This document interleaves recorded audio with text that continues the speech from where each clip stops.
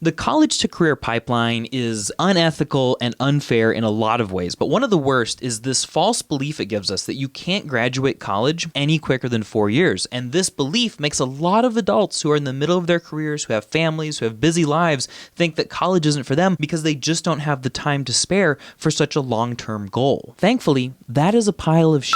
And in this video, I'm going to explain how you can graduate college in the next 12 months, working on it only about 20 to 30 hours a week. But this only works with specific colleges, so at the end of the video, I'm going to share with you the 7 best online colleges for busy adults where you can actually make this happen. The first step is a really simple one, and it's to set a career goal. I have too many people come to me who want to graduate college and say, Cliff, I want to graduate college, and I say, why? And they just kind of trail off, and there's not like a good reason for it, right? For a lot of people, college is just going to be a waste of time that doesn't help you get any closer to your goal. And if college would help you get towards your goal, but you don't know what your goal is, then we're not going to know which major to pick, which school is going to be best for you. Do we need to be able to qualify for a master's? Do we need to take specific classes in person? Do we need labs? Like, there's a lot of questions that go into that. And so you want to make sure that your goal, if not crystal clear, is at least like 80% clear, because we want to be able to backwards plan from the requirements for your next step. Like, let's say that you want to go and get a master's in biology. Well, if you're going to get a master's in biology,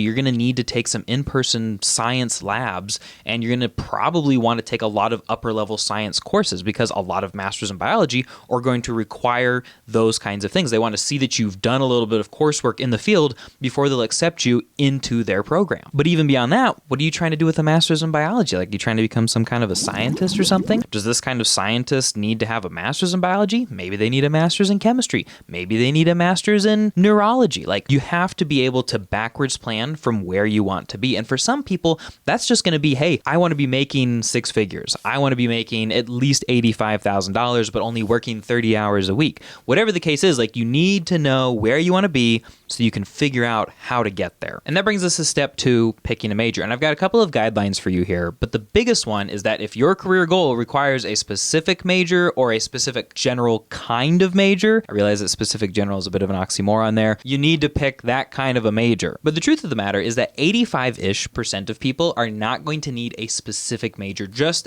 a college degree, any college degree. And if that's the case, you have some flexibility in what you choose. A lot of times business degrees are going to be very quick and easy, but there's also what I call the Chipotle major, or interdisciplinary studies, liberal studies, professional studies, general studies. These are basically majors where you build the major yourself, which means you have a lot of flexibility in what you're going to take, and that can mean going even faster. But whatever the case, you need to understand how American college majors work. There are 3 sections in each one. You got general education, which is going to be a review of high school stuff like basic math, basic history, basic English. You've got your major area courses, which are that's the information you actually came to learn. If you have a business major, that's going to be accounting, management, marketing, so on and so forth. And then you have free electives, which can be anything. If you have any flexibility in picking your major, you're going to want to pick one that has a smaller major area and a larger free elective section. That's going to mean fewer higher level advanced courses that are harder to transfer in from somewhere else, take longer, and it's going to mean more classes where you just get to pick things that you're either already good at or can learn very quickly and transfer in from somewhere else. Obviously, Chipotle, build-it-yourself style majors fit this category perfectly. Business is typically really good, but you don't want to do business with a specialization in anything because that takes away free elective spots and makes the major bigger. You want to avoid degrees like engineering or nursing or teacher with teacher licensure because the major areas on those are typically huge, like maybe as big as 60 credits or sometimes even more. And that brings us to number 3, picking a college. And there are a few key things that you need to look for if you want to graduate within the next 12 months. And the number 1 thing is transferability. Of course, you want the price to be low. If it's an online college, you're hoping that they're charging under $400 per credit hour. Otherwise, they are charging too much. You want to make sure that their accreditation is good, that they're a trustworthy, reputable school. You want to do some research into their customer service to make sure that people actually like attending there and that it's not just a drain on their soul, which a lot of online colleges, more than you would think, are like that. And if you can help it, competency-based education is awesome. If you don't know what that is, when I share the 7 best online colleges for busy adults at the end of this video, I'll explain that in a lot more detail. But transferability is the biggest thing. You want to make sure that the school is only going to require you to take 25% of their degree with them and that you can transfer in the other 3/4. And you also want to make sure that they accept third-party credits like CLEP, Study.com, and Sophia. And that brings us back to the left side of this diagram. If you are hacking college, trying to get it done in under a year, you're going to want to be pulling credit from a lot of different sources, not just traditional college courses, your old transfer credit, or even community colleges. There are tons of alternative ways of earning college credit that are way cheaper and way faster. For instance, you take a CLEP exam, it's going to cost you maybe as little as $0, and you could knock that out and earn 3 credits in about 2 weeks. Sophia, you might be able to earn something in 4 hours. Study.com is one of my favorites because these guys will help you earn advanced upper level credits, and they're also super cheap, like under $100 per class. The key is to transfer as many of these upper options into your degree plan as possible. And to make that happen, your school needs to accept a lot of them and accept a lot of transfer credit. And of course, it also needs to offer the specific major that you want to take. If it doesn't offer your major,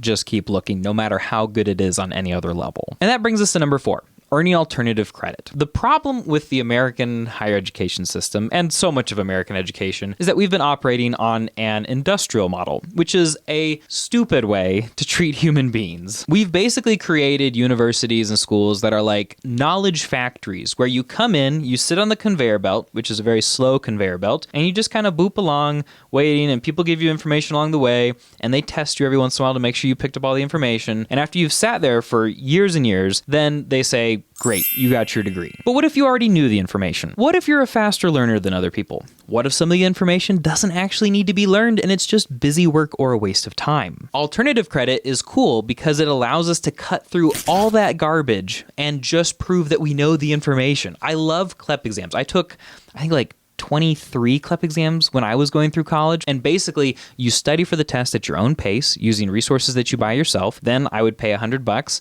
to go and take the CLEP exam. And if I passed it, congratulations, about 2,000 colleges in America, if I sent it the passed score to them, would say, great, we want you, here's some college credit. So which makes more sense? Sitting for 16 weeks in freshman US History 1, hearing lectures and doing homework and all of this stuff, or just going and learning the information yourself and passing it in like 2 weeks for, I don't know, what is that, like a 15th of the price? You can see how if college is supposed to take 4 years and you take a bunch of CLEP exams or you do self-paced third-party courses that aren't tied to some sort of stupid arbitrary 16-week timeline where you have to sit through 3 lectures a week and do all this homework, a 4-year degree built on 16-week courses, if each of those courses only takes 2 weeks, all of a sudden we can condense that whole experience down to a much quicker timeline. So your next step, if you want to graduate in the next 12 months, is to go and earn up to 3/4 of your degree using these methods. And that should take you somewhere between 4 and 6 months. Which makes you wonder, if colleges know about this and have the ability to help people graduate more quickly and less expensively, why aren't they saying anything about it? It's like there are 2 doors. One is to cheap, quick college, and one is too expensive, take a long time college, and they just don't bother to label this door, and they just keep pointing people in this direction saying nothing. But the fact is, you can choose this door and you can go through it. Now, admittedly, it can be very complicated. School policies, transfer credit policies, enrollment policies, a lot of different things go into that. Building a plan that has that kind of efficiency where you're getting it to under a year and potentially getting it to under $15,000, under $10,000. We even have a school that we work with frequently where we're able to get people graduated for under $2,000. Doing that can be very difficult, and it's something that we're really happy to help our viewers and clients with. There's a link in the description. If you want to do consultations with College Hacked, we'll help you just zoom through this process super quickly so that you can focus on earning that credit and graduating college quickly and inexpensively, so you can build a career that you love. And that brings us to step number 5. Once you've earned your alternative credit, it's time to apply/enroll at the school. Some schools get a little tricky where they don't want you to enroll until you've transferred in all of your credits. There's like a couple of traps here and there at a few different schools that you just need to make sure that you avoid. So you're going to want to research your school's policies very thoroughly before you completely figure out this timeline. But essentially, you are now able to go and sign up so that you can engage in step number 6, which is taking classes. And I've got 3 main pieces of advice here. Number 1, take as many classes as you comfortably can, because number 2, you want to make sure that you're not failing any of them, because that'll cost you a bunch more and it'll mean pushing graduation back by usually at least 8 weeks. And number 3 is figure out what needs to be done and what doesn't. A lot of you guys are overachievers who want to be super cool and get that 4.0. It's like this drug you're addicted to. And sure, go for the 4.0, but I would be super happy with 90% and not waste a bunch of time trying to get 100%. Or you could look at your goal and see if there is a GPA requirement and just make sure that you're hitting that. Apart from hitting that requirement, if it exists, which for most careers and goal paths, it does not, GPA is just a vanity number. But once you've passed all of your classes with whatever grade that you've got, that leads you to step number 7, and that is the easiest one of all, and it is graduate. And make sure that you celebrate. Too often, those of us who, focus on these goals and it's all backwards planning, we forget to celebrate the victories along the way. So make sure that you do that. And at this point, you're probably saying, this still sounds like a lot. Are you sure that somebody can get this done in under 12 months? And my answer is that it's going to matter how many hours a week you're putting into this. Just based on some averages and back of the envelope math, if you put in 10 hours a week, this could take you somewhere between 2 and 3 years to finish. If you put in, 20 hours a week, I would say most people are going to finish in 9 to 15 months. If you put in 40 hours a week, expect to graduate as quickly as 6 to 9 months. Of course, all of this comes with the caveat, if things go smoothly, if your plan is good, if you don't have to restart and, go back a few steps and then try again. But it is very possible to do, and as long as this would help you achieve your goals, there's no reason that you shouldn't try. So my question for you is, what's stopping you? If it's the fear of the complexity and the unknown, and will I pick the right school? Will I pick the right major? Will I be able to build an efficient plan that gets me graduated quickly and inexpensively so I can build a career that I love? Have no fear. Check out the link in the description, sign up for a consultation with my team, and just like we've helped hundreds of other people, we'd love to help you too. Not a week goes by that I don't get an email from somebody saying, hey, I signed up with you guys 6 to 12 months ago and I just graduated. Thank you so much.